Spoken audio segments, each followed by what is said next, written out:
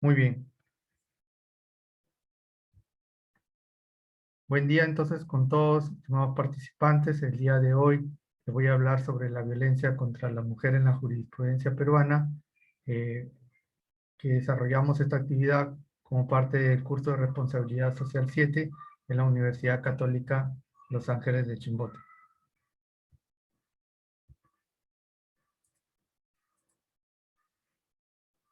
En cuanto al planteamiento del problema o cómo es que se desarrolla la violencia a lo largo de estos años, un poco para entender los orígenes de la violencia, voy a hacer un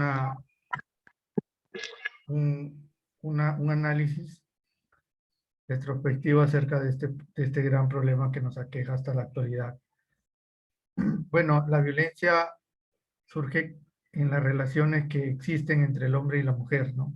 Las relaciones de discriminación y desigualdad que se desarrollan no solo en el ámbito público, en el que generalmente nos desarrollamos por cuestiones de nuestro trabajo, sino también en el ámbito privado que involucra, por ejemplo, nuestro hogar, ¿no? En ese sentido, podríamos decir también que la violencia como un acto de discriminación o desigualdad por parte del varón en una estructura social patriarcal en donde el Estado durante muchos años ha legitimado este tipo de violencia erróneamente, se produce no solo en la población, digamos, urbana y rural, sino en población mucho más vulnerable.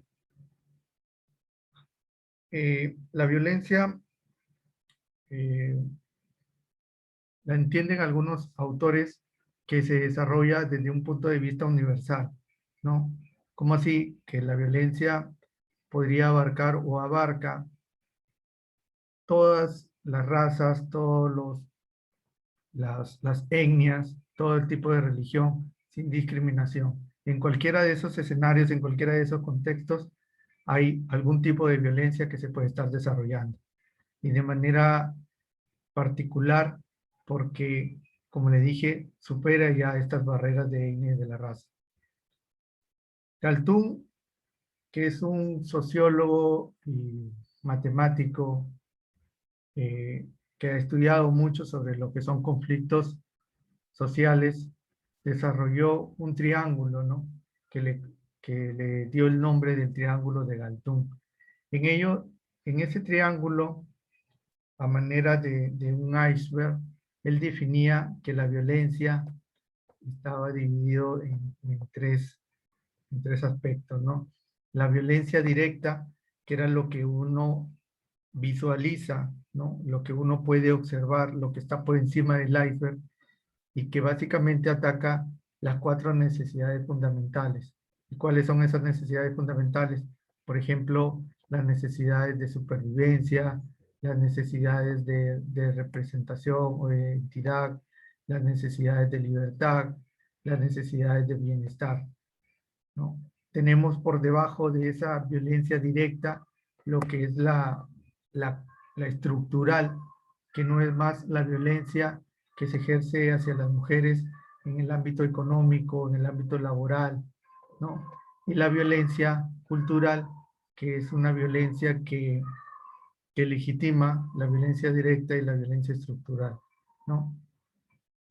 Para hablar de algunas cifras, ¿no? A nivel internacional, la violencia en los últimos 12 meses han existido más o menos 243 millones de mujeres que han sufrido sobre todo tipo de violencia sexual o física, ¿no?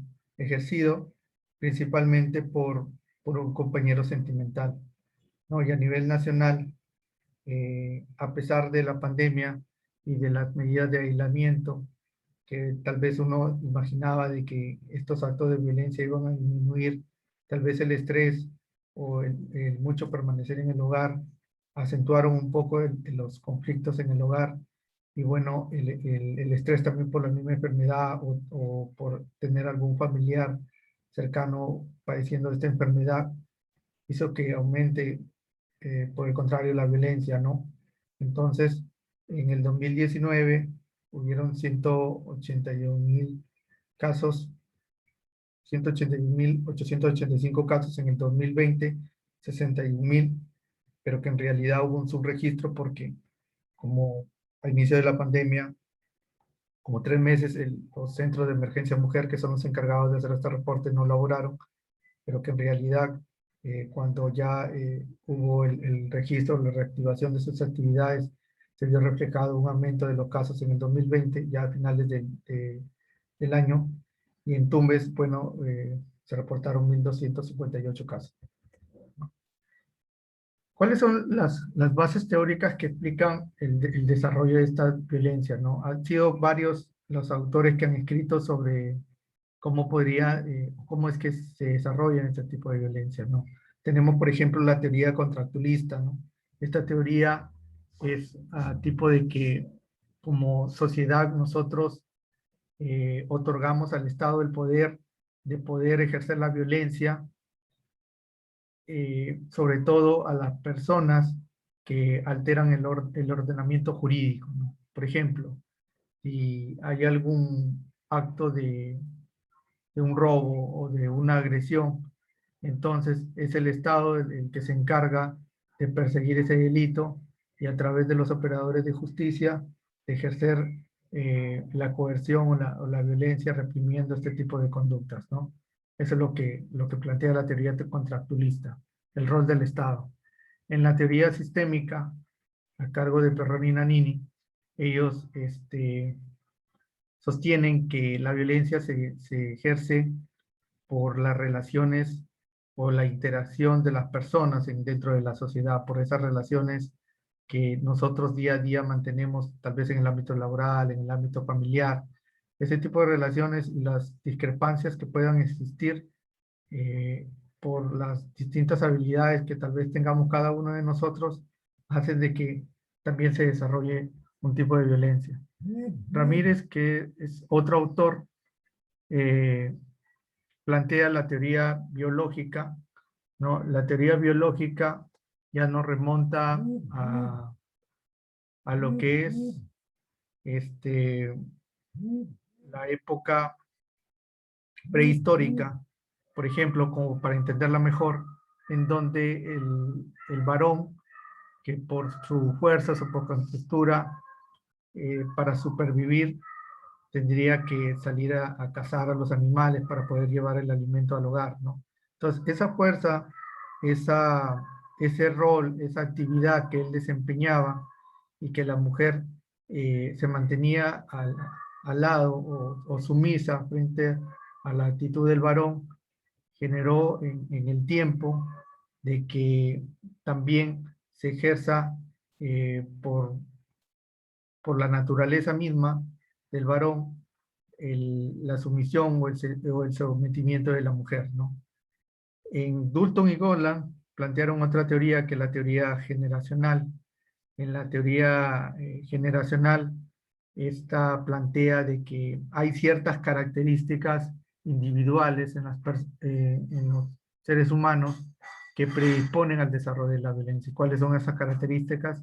Están más ligadas al desarrollo del niño, ¿no? A lo que es la infancia, el maltrato que haya sufrido durante su niñez, la falta de apego, de cariño, todas esas limitaciones que experimenta el niño durante su niñez hacen que en su vida adulta se desarrolle o sea un factor de riesgo para que se desarrolle la violencia. Y las corrientes feministas liberal y radical que plantean, por ejemplo, en el caso de la corriente liberal, que la discriminación fue una de las bases que sirvió de mucho para lo que es el desarrollo de los derechos fundamentales, ¿no? Y la radical planteaba que no solo era la discriminación, sino el sometimiento o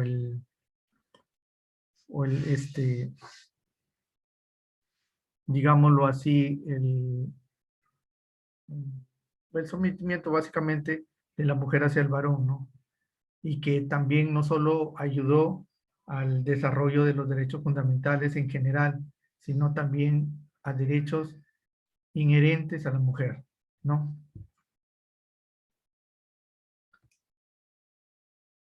Para entrar ya de plano a lo que es el desarrollo de la violencia y para entenderla mejor, voy a explicarles acerca de lo que es el ciclo de la violencia, ¿no?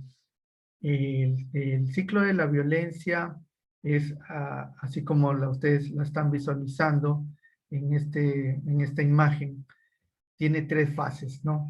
La primera fase es donde se acumulan las tensiones, ¿no? Eh, es donde empiezan las agresiones verbales o físicas leves por parte del varón y que la víctima, en este caso la mujer, sufre esas consecuencias, ¿no? Y que por el contrario de denunciar este tipo de la violencia, en esa primera fase la mujer siente un tipo de culpa, de autoculpa, porque siente que el varón actúa de esa manera porque ella está fallando o está cometiendo algún error dentro de la relación. Trata de justificar de esta forma el comportamiento del varón, que es más que todo insultos verbales, agresiones, de menosprecio, de sobreestrés, etc. Luego de esa primera fase, llega la segunda fase, que es la explosión de toda esa acumulación de tensión, ¿no? Es cuando el agresor ya explota ante cualquier situación, ante cualquier conducta de la mujer, conductas insignificantes, ¿no? Y bueno, en esa fase es donde ya las agresiones físicas se vuelven un poco más intensas, ¿no? Aparecen ya los moretones, los golpes en el rostro, los hematomas, etcétera. En esta fase eh, a- tiende a haber un forcejeo, una respuesta de la mujer, y ya dice que pasadas las 24 horas entra como en un estado de shock la mujer, ¿no? En donde no sabe qué es lo que pasó, por qué sucedió, y donde en muchos casos es muy difícil entablar una denuncia, ¿no? En el ámbito penal. Ya después de que se da esta agresión verbal y física o sexual, entra la tercera fase, ¿no? Que es lo que le conocen como la luna de miel. En esta fase hay un, digamos, arrepentimiento por parte del agresor, tiende a tener un comportamiento mucho más sumiso, mucho más cariñoso hacia la mujer, demostrando eh, un aparente arrepentimiento por lo que habría hecho, ¿no? Incluso llega a pedir perdón o disculpas y a prometer que no va a volver a suceder, ¿no? Sin embargo, esta etapa es, eh, no es el fin, sino el inicio hacia la siguiente fase, ¿no? Por eso es que se le llama el ciclo de la violencia. Luego de esto ya comienza nuevamente la acumulación de la tensión y todas las demás fases que les he explicado. Patricia Olamendi, que era una también socióloga argentina, planteó lo que son los niveles de violencia, un poco para lo que es describir eh, la segunda fase de lo que es la violencia que les acabo de explicar. Ella desarrolla esa segunda fase en 4 niveles, ¿no? De violencia. El primer nivel, como verán allí en la diapositiva, es la agresión verbal, las lesiones físicas leves, ¿no? En ese primer nivel, solo el agresor llega a ocasionar durante la discusión o durante la agresión verbal algún tipo de lesión física leve como un hematoma, un golpe pequeño, que no requieren una atención inmediata, ¿no? En el segundo nivel cuando ya hay un forcejeo, ya se presentan lesiones más moderadas, ¿no? Que aparte de los hematomas o los golpes que se puedan presentar, ya surgen lo que son arañazos, ¿no? Por parte del varón, de la mujer, ¿no? Hay una respuesta, hay un forcejeo por la violencia que está ejerciendo el agresor. Entonces, hay arañazos, hay jalones de pelo, hay quimosis, etcétera. Ya en el tercer nivel de esta violencia, como ya hay un forcejeo y lucha, en esto ya se presentan fracturas o heridas cortantes, ¿no? El agresor puede tomar un objeto, un cuchillo, un palo, o todo lo que pueda tener a la mano, porque ya pierde la conciencia y puede llegar a fracturar alguna pierna o brazo de la mujer, o puede ocasionarle una herida que sí requiera una atención inmediata, ¿no? Y el cuarto nivel, que ya vendría a ser la muerte de la mujer, que puede, los golpes, la acumulación de todos esos niveles de la agresión verbal, de los forcejeos, de las lesiones, todo de eso que les he hablado, ya lo podría llevar a la muerte. ¿Y cómo es que se clasifica la violencia, no? Bueno, la violencia la podemos clasificar en violencia física, psicológica y sexual. La violencia física no es más que cualquier acción o conducta que tiende a causar daño a la integridad corporal o a la salud de la persona, ¿no? En este caso de la mujer. En lo que es la violencia psicológica, ya es una violencia tendiente a someter a la mujer, ¿no? Bajo la amenaza o la coerción, hay una tendencia a someter, a eh, denigrar a la mujer bajo insultos, bajo agresiones verbales, ¿no? Y la violencia sexual ya son acciones de naturaleza obviamente sexual en contra de la voluntad de la mujer y que no solo implica actos de penetración, sino también actos que no involucren penetración, ¿no?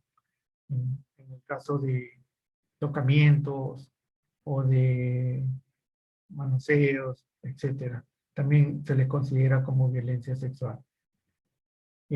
Las consecuencias que traen consigo estos tipos de violencia hacia la mujer llevan a desarrollar este tipo de,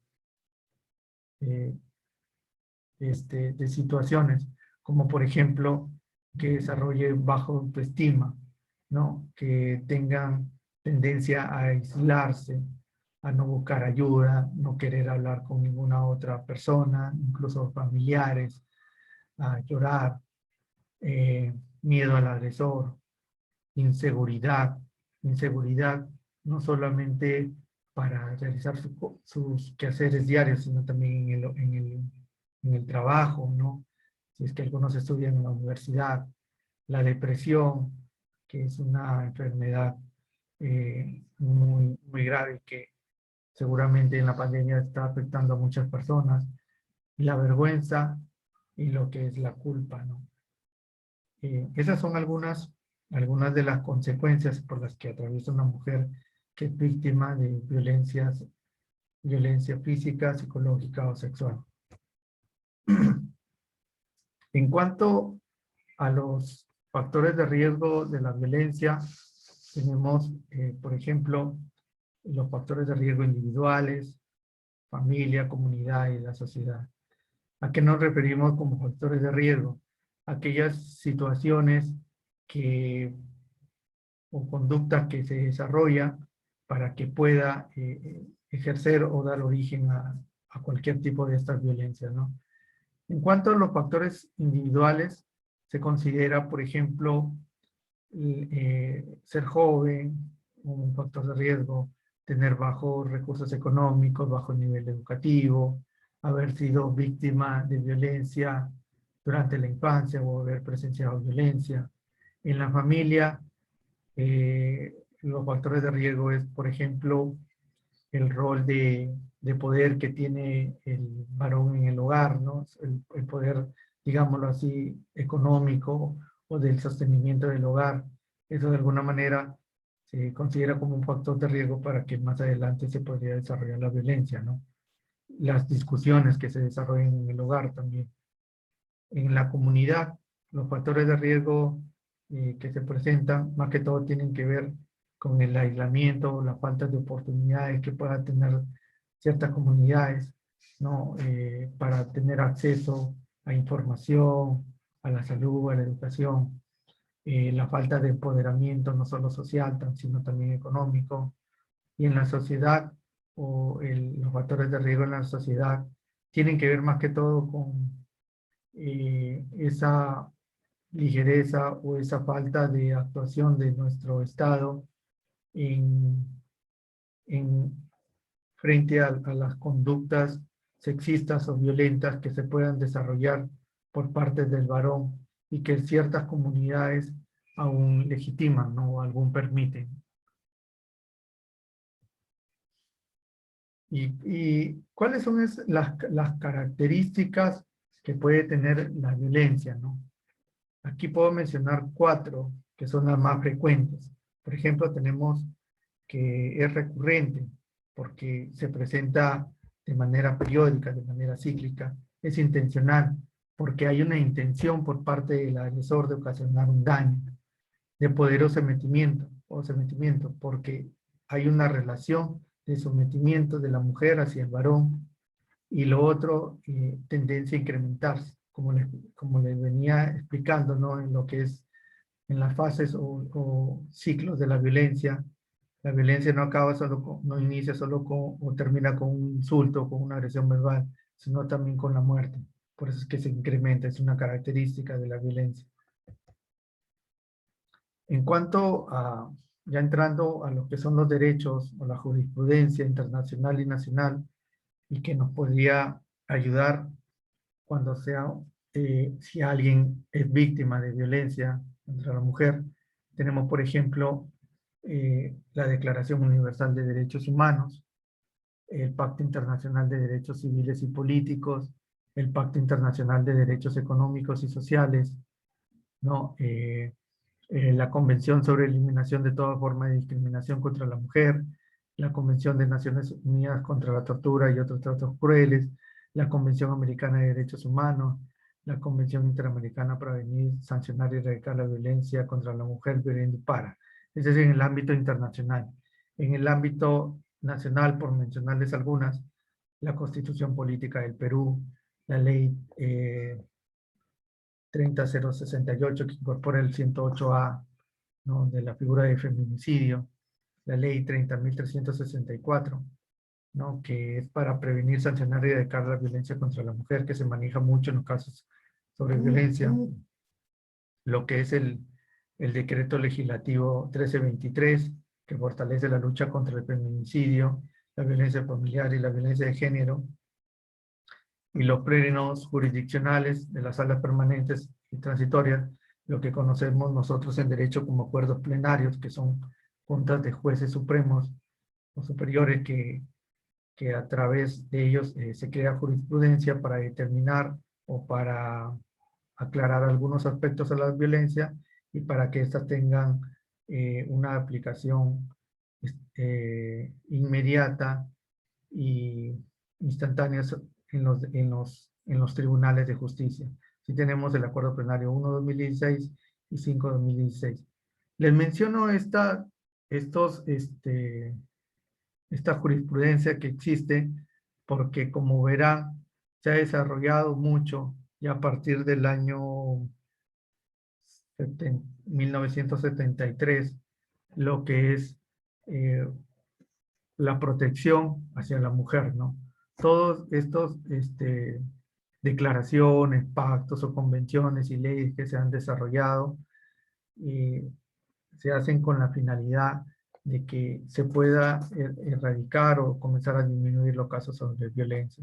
Es por ello de que si alguna persona ejerce violencia contra el varón, hay mucha información o muchos artículos que pueden amparar al fiscal para que pueda, de alguna manera, bajo todos los elementos de convicción, poder llegar a una sentencia condenatoria contra el agresor, ¿no? Bueno, esto para que entiendan un poco acerca de nuestro Código Penal, les voy a hablar sobre un artículo que es el 108B, que ve la figura del feminicidio, ¿no? En este caso, lo que es el feminicidio y los delitos de agresiones contra la mujer integrante del grupo familiar, para que se desarrolle este tipo de, digamos así, de delito, tendría que quedarse bajo cierto contexto. ¿Y cuál es el contexto que debería desarrollarse para que pueda la conducta que ejerce el agresor sobre una mujer considerarse como un feminicidio?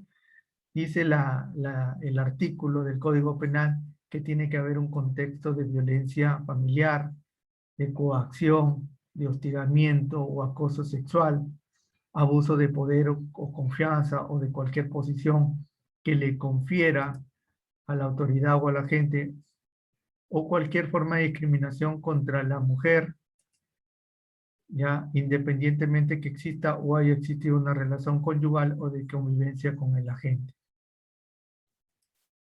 ¿no? Entonces, con esto yo le quiero decir de que para poder enmarcar o subsumir la conducta de un varón que ejerce agresión sobre una mujer, tendría que encuadrarse sobre este contexto. No todos, no todas las agresiones que se ejercen sobre una mujer serían un tipo de feminicidio. Tiene que haber un contexto para que se pueda establecer eh, esta figura delictiva, ¿no? Y además, tendría que también, eh, según la Corte Suprema, establecerse 5 elementos en el contexto de violencia. Primero, lo que es la verticalidad. Cuando hablamos de verticalidad, cuando existe esa posición de sometimiento de la mujer, de lo que le estaba hablando, ¿no? Segundo, que haya un móvil de la destrucción. ¿Qué significa esto? Que haya una intención o un ánimo o dolo para poder agredir a la mujer.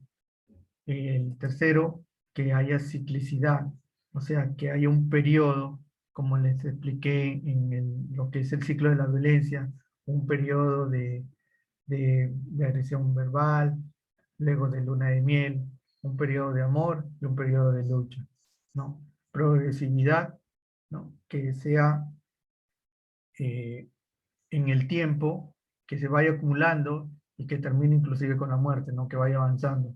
Y lo último, que se compruebe que existió una situación de riesgo de la agraviada o de vulnerabilidad.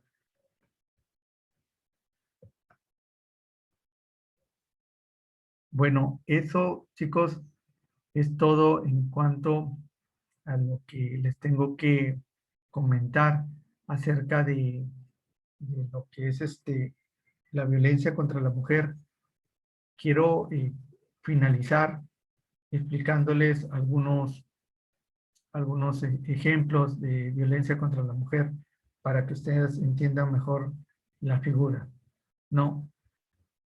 Y no sé, yo espero que alguien de ustedes participe en cuanto a unas preguntas que voy a hacer. Por ejemplo, eh, si yo voy por la calle y cojo un arma y le disparo a una mujer, ¿ustedes creen que esa conducta que yo he tenido pueda subsumirse, pueda relacionarse con el artículo 108b, que es el de feminicidio? ¿Me pueden a mí sentenciar por feminicidio por haber disparado a una mujer que ni siquiera conozco? ¿O creen que sería otro tipo de delito por el cual yo tendría que ser denunciado?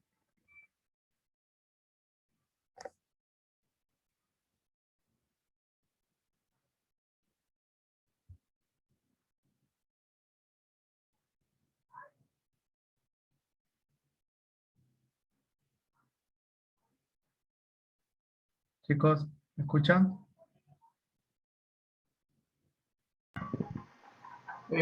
Feminicidio, sería un feminicidio. ¿Alguien más? ¿Otra opinión?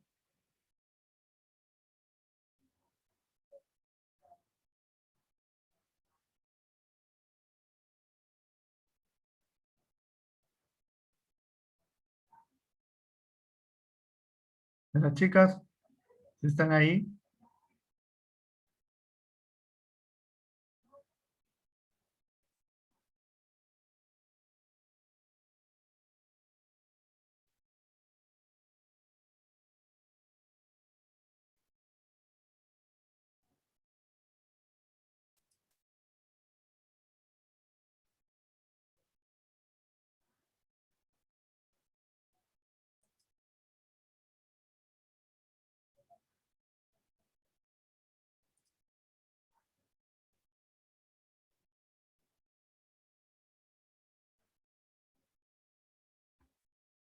Desi, ¿me escuchas, Timmy? Sari,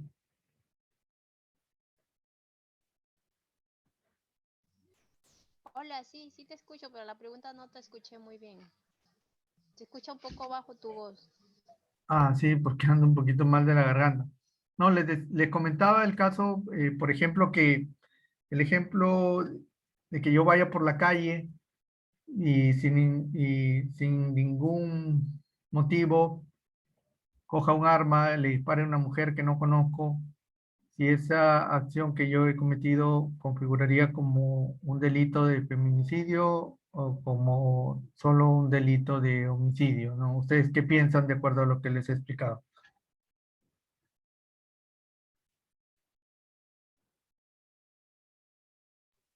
Yo pienso que es un homicidio. Ok. Si me escuchas,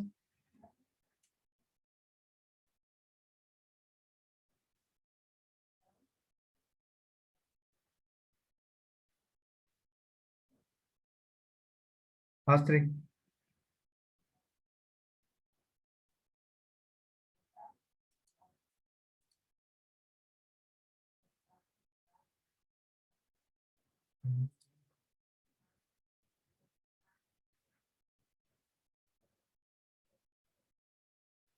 Chicos, por si se corte el tiempo mientras estoy explicando el caso que les acabo de dar, y otros casos que les voy a explicar, eh, nos, nos conectamos, nos volvemos a comentar con el mismo enlace, por favor.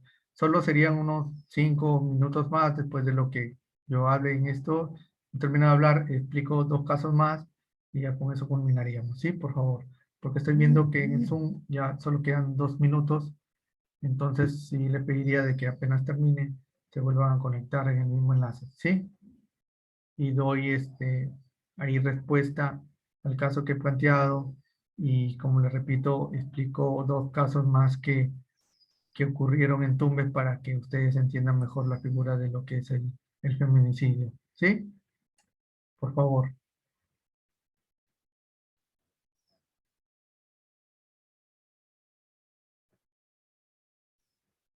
Mientras tanto voy a terminar de responder esa pregunta. Mire, Cristian opina de que el, el ejemplo que yo he planteado sería un caso de feminicidio.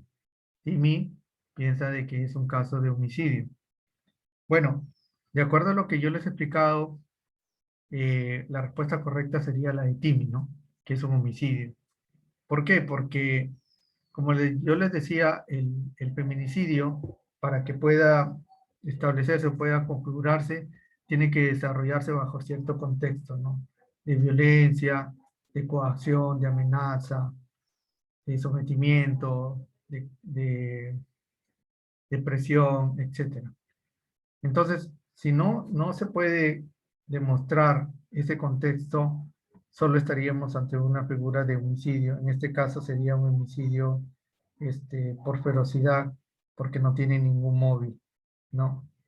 La diferencia entre estos dos radica sobre todo en la pena. En el caso del feminicidio, es considerado como un delito grave y las penas son mucho más altas, no mayores de 15 años. En cambio, lo que son homicidios eh, no superan esos años. Entonces, por eso es muy importante